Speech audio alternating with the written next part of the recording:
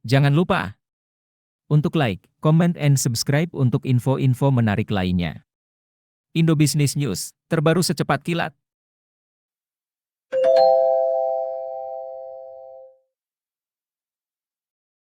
Ya, selamat siang Pak Anies, perkenalkan nama saya Zensa dari pemimpin.id.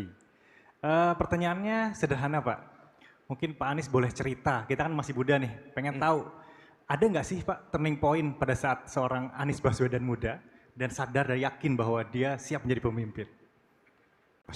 Itu pertanyaannya.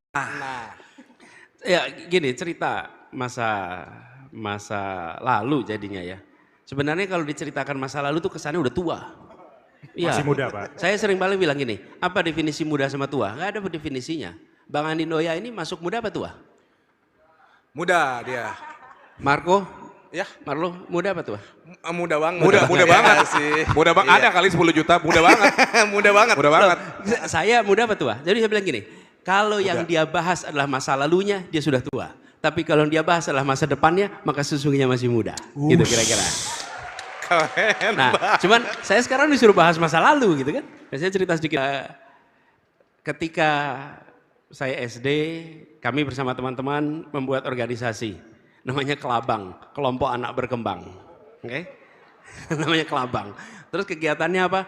Ada sepak bola, badminton, kemudian kita bikin kaos sama-sama, bikin seragam, panggil orang untuk menjadi coach, dan kita jadi coach. Dan waktu itu saya kelas 5 SD, tapi yang anggota itu adalah anak-anak kira-kira dari mulai SD kelas 4, 5, 6, SMP 1, 2, 3.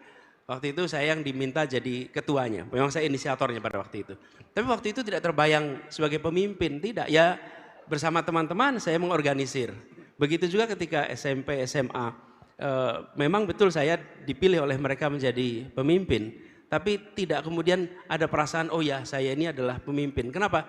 Dari awal saya di keluarga itu diberikan semacam bekal. Anggap semua itu setara, anggap semua itu sama. Jadi kalaupun menjadi yang diamanatin untuk mengetuai, jangan pernah anggap sebagai lebih tinggi.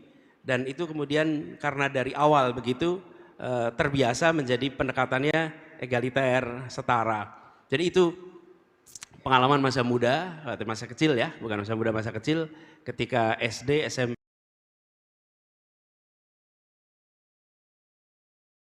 SMA selalu berada di dalam amanat oleh teman-teman jadi ketua. Itu pengalaman saya ketika dulu. Oke Pak. Oke, baik. Lanjut Pak ya.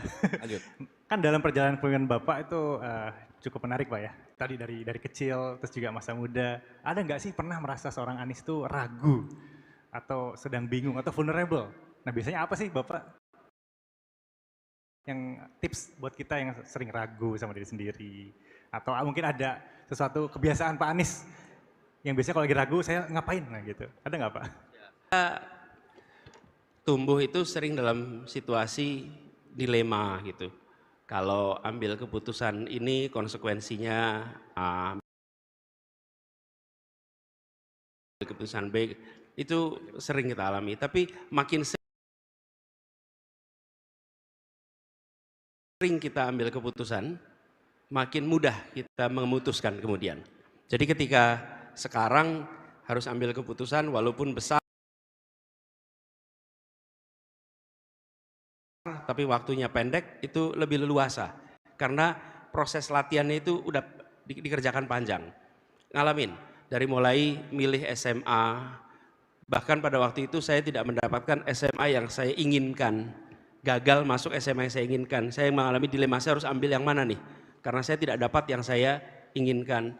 Kemudian saya kepengen waktu itu masuk di fakultas teknik, ternyata tidak bisa masuk fakultas teknik, saya harus mengambil fakultas lain. Jadi selalu ada jalan-jalan di mana kita merasakan tidak meraih yang kita inginkan. Tapi pengalaman saya, keputusan yang kita buat karena gagal, itu membuat kita dapat hikmah, dapat hal baru, dapat hal yang ternyata lebih baik daripada yang kita bayangkan akan kita dapat. Gitu kira-kira. Luar biasa.